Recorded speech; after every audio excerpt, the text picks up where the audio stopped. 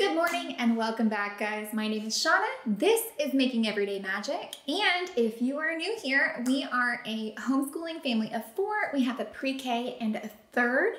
I actually am a small business owner and work from home. Here we try to focus on secular curriculum choices whenever we're discussing curriculum pieces. Today, I'm finally gonna do it. I've done all of my research. I have searched high, I have searched low. I am going to share with you and this may not be all of them, but I'm gonna share with you the secular history options for homeschool. And at the end, I'll be letting you know what we're choosing. Guys, before we go any further, please scroll on down, hit that big red subscribe button, turn on the bell for notifications, and give this video a thumbs up. As you know, I am trying super hard to answer your questions on the ends of these videos. If you stay through to the end, I hope that is at least entertaining. If you have anything that you would like to ask me directly, you can either scroll right on down to the comments and post, or you can head right on over to Instagram at Making Everyday Magic and shoot me a DM. Okay, so we have gone round and round and round and round and round and round and round and round about history options for secular homeschool. I have no idea why this is so hard, but it is. It really is. And I know that it is because whenever I put out that video, which I will link right up here, whenever I put out that video, it is one of my top most watched videos. And basically, it's just everyone commiserating that it's so hard.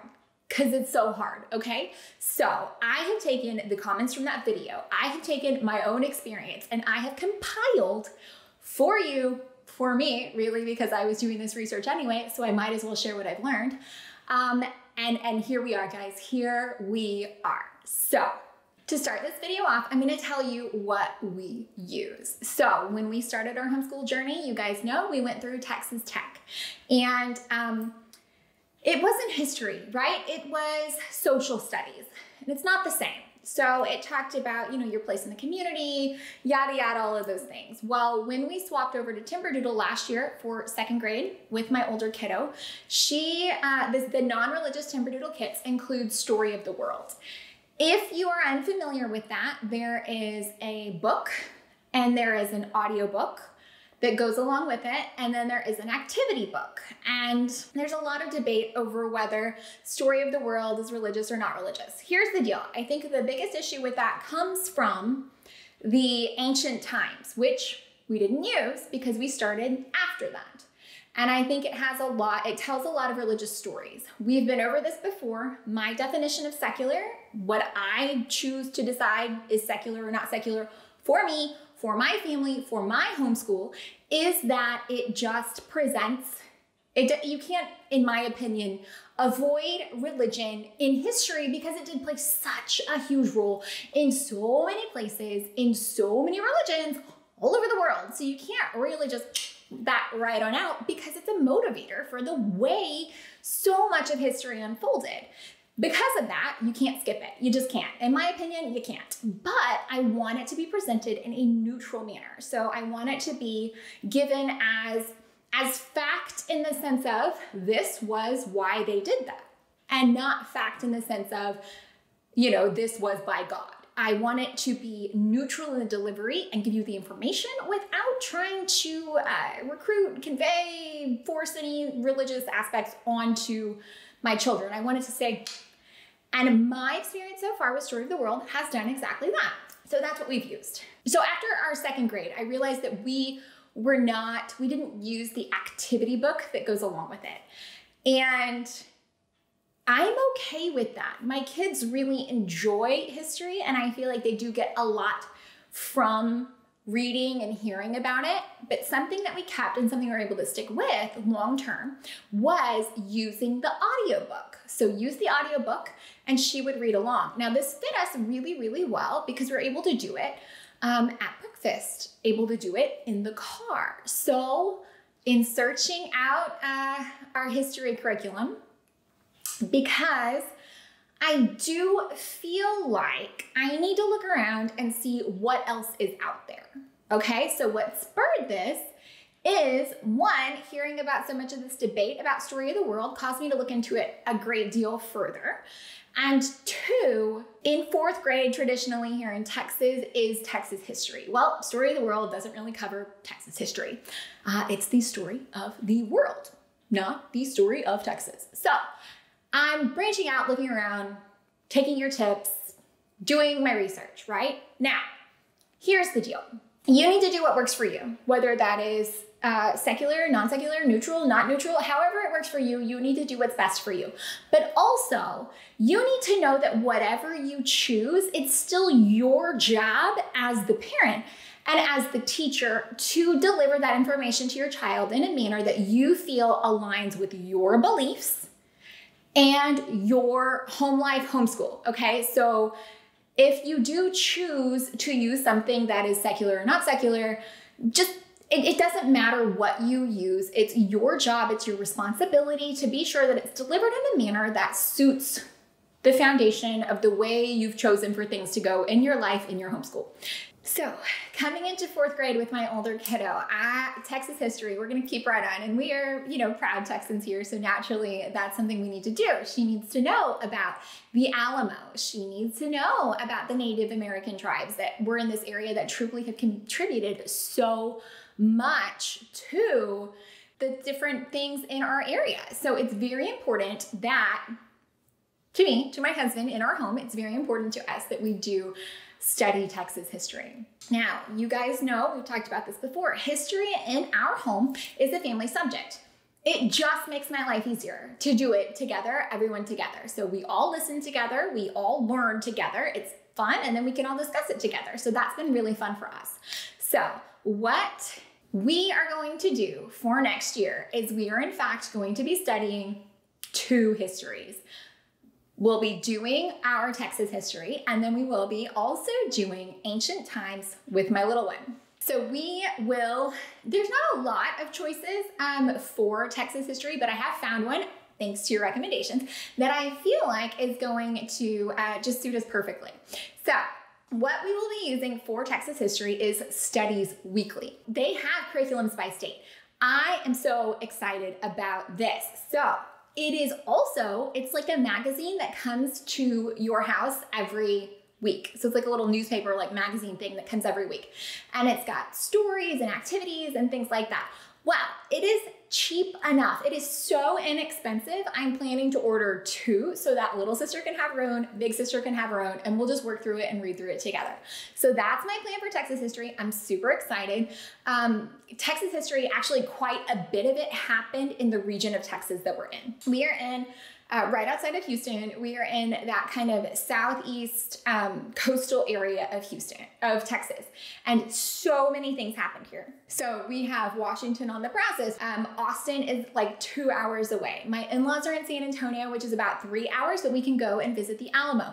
So I am so excited. I know that this next year, especially studying Texas history, is going to be so many field trips, and we can do most of them in a weekend. So it's super exciting. We're very excited to be launching into Texas history. This next year, both girls all in with our Studies Weekly curriculum. Now, I have 2 kids, right? So this is appropriate for our 4th grader, and we'll do it all together as a family. But my plan is also to go back and do ancient times with what will be our kinder girl, but we'll do it again together as a family. So I know that Studies Weekly does not come with an audiobook. I love audiobooks, guys. This is the easiest way for us to get together and do these things and to talk about them further. Also, I'm super excited because Houston Museum of Natural Science has a Pompeii exhibit coming. So what better time to have recently learned about, Roman culture than to go see Pompeii. Super exciting. So we also have a fantastic Egyptian exhibit, actually, in early America. So we will be going through and looking for, this is what we've settled on, looking for an ancient times curriculum as well. So in our family, in our homeschool, we will be doing 2 history curriculums, but I feel like they will be different enough that it's not gonna get too muddy, but also based on totally different things. So I think that's gonna help a great deal in keeping us on track. So for our more traditional history curriculum covering ancient times, here's what I found. Now I've got notes, so if you see me looking down, it's totally why. Okay, so Story of the World offers ancient times. Now that's volume 1, there are only 4. Volume 1 is when they talk about Jesus and they talk about a few of the other biblical characters. And I think that's where people come in with it not being secular. Now, I have not ruled this out yet. I do think I'm leaning in a completely different direction. However, so Story of the World Volume 1 is an option. Studies Weekly, the same program that I'm going to use for the states. They do have states. They actually also have science. That's like a whole other thing. They have a civil rights curriculum, which I think would be fantastic when my kids are just a bit older, maybe Amelia like in 6th grade, I think would be 5th or 6th grade would be a great time to tackle that. But I'm super excited about that because it's specifically civil rights. And you guys know there is a lot to unpack there. This is February. This is Black History Month. You know, there's a lot to unpack with the civil rights movement. And I think it's really awesome and exciting that Studies Weekly has their own curriculum devoted to civil rights because it is a huge, huge, huge issue that, as you know, we are still dealing with some of that to this day. The way that Studies Weekly is set up is you can go onto their website, you can go to their shop, and you can click the grade. So kinder, first, maybe second as well, up until 4th, basically. 4th is their Texas history curriculum, but the lower grades are more of that social studies where it's where you fit in your community and studying a neighborhood and things like that. I just don't want to do that. I didn't enjoy it the first time. I don't love it. I do feel like she gets a great deal of that kind of thing in our other studies anyway, because you're reading stories about a fire station and things like that. I don't feel the need to devote a year to that. I just don't find it entertaining, so I'm not gonna. Okay, History Quest. So History Quest is something that has been brought up a great deal. Now, in looking at it, I think this might be the way that we go. The website's well made. The books look really well made. I can't quite tell if you can use just the textbook, the activity book. I don't know if I would use the activity book, so I need to look into this a little more.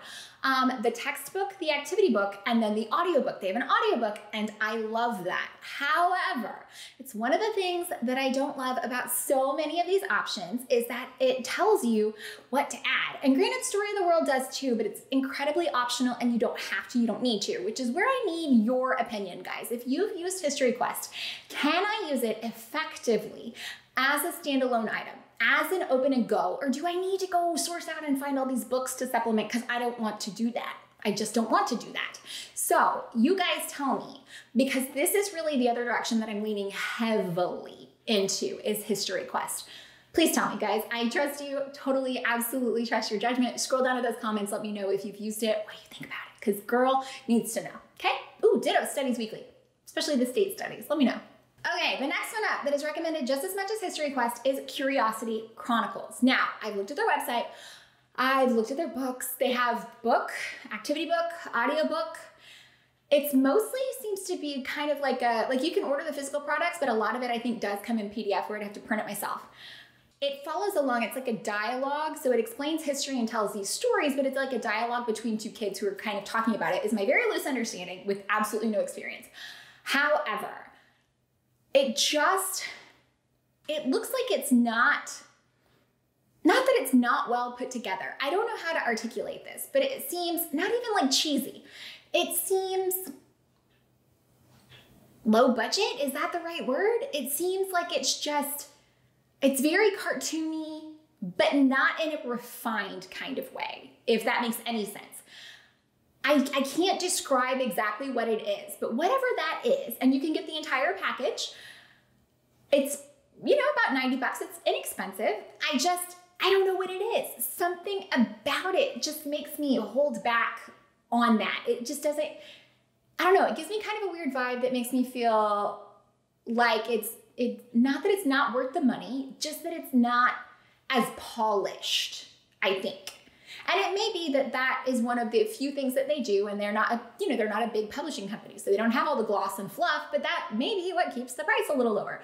And it could be totally great. So if you've got comments, please leave them down below. Just looking at what I can find online, just looking at those resources that are out there in the world, it gives me kind of an unpolished vibe, which makes me not necessarily wary, but makes me feel a little apprehensive about the quality. So you guys let me know, because again, I don't actually have experience with this. This is all literally judging a book by its cover. Literally what I'm doing right now.